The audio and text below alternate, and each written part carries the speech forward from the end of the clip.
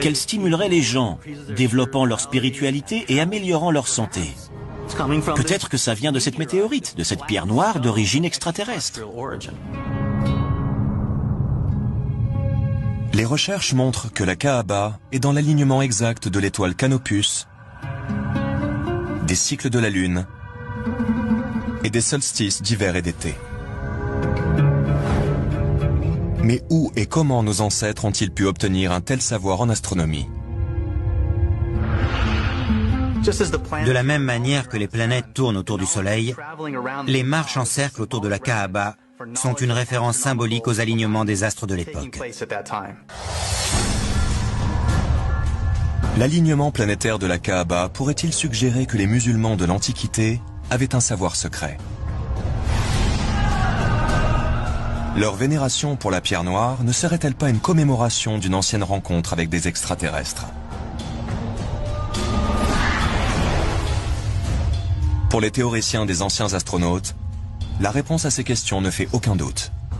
C'est forcément oui. Eh bien, il y a un verset qui contient la Mecque. La première maison qui ait été édifiée pour les gens, c'est bien celle de Baka, la Mecque, bénie, et une bonne direction pour l'univers. Dans le Coran, eh bien, le verset, il fait 47 lettres, divisé par 1,618, ça fait 29, pile poil le début du mot Mecca. Enfin, c'est un bas de Becca, mais c'est pile poil à cet endroit-là. Donc, je veux dire, quand on découvre des choses comme ça, et il y en a encore, dans le Coran, il y a des vérités comme ça mathématiques, on se dit, c'est quoi ça? Mais donc, le premier message, c'était, voilà, informez-vous.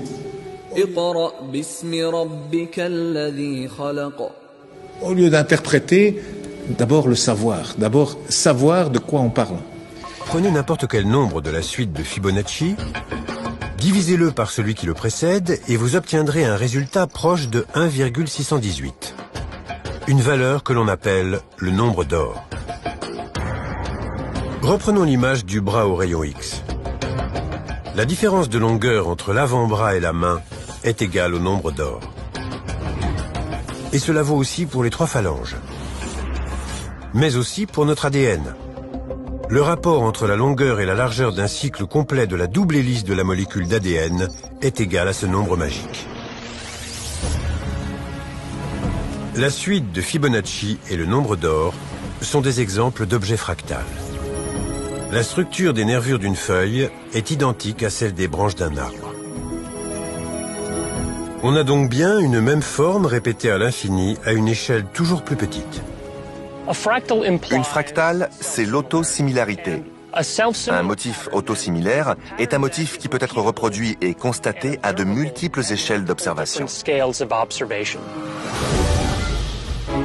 La nature repose sur la géométrie fractale parce qu'elle lui permet de créer des structures gigantesques avec une efficacité redoutable. Celui qui a créé 7 cieux superposés, sans que tu vois de disproportion en la création du tout miséricordieux.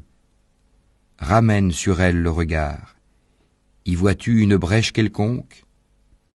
Puis retourne ton regard à 2 fois. Le regard te reviendra humilié et frustré. C'est grâce à elle que le corps humain peut contenir 96 000 km de veines et d'artères. Ou qu'1,80 m de filaments d'ADN peuvent être contenus dans le noyau d'une cellule.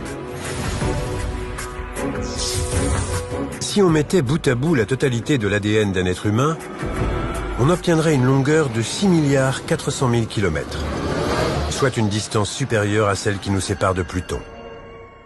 Nous leur montrerons nos signes dans l'univers et en eux-mêmes, jusqu'à ce qu'il leur devienne évident que c'est cela le Coran, la vérité. Ne suffit-il pas que ton Seigneur soit témoin de toutes choses? سنريهم آياتنا في الآفاق وفي أنفسهم حتى يتبين